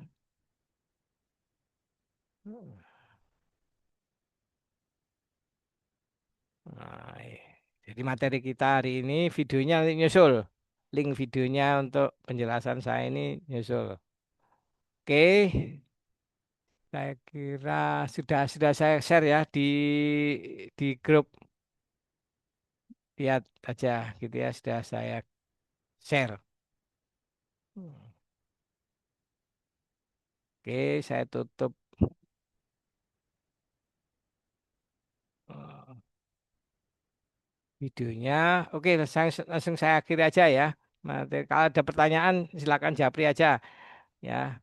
Mungkin ada yang susu mau pindah ke lab atau ke perkuliahan lain. Terima kasih atas perhatiannya. Materi yang terpenting hari ini sangat panjang, lebar, luas.